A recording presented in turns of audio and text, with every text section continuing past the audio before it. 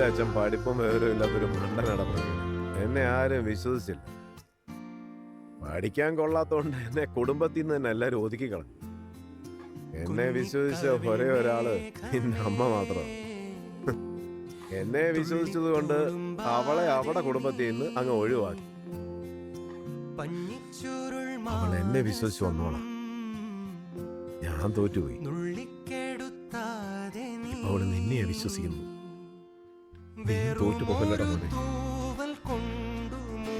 നീ എന്നെ പോലെ ആവുമോന്നുള്ള പേടിയോണ്ട് മാത്രമാണ് ഞാൻ നിന്നെ വഴക്ക് പറഞ്ഞോണ്ട്. അത് എനിക്ക് നിന്നോട് സ്നേഹമില്ല കിട്ടുന്നു.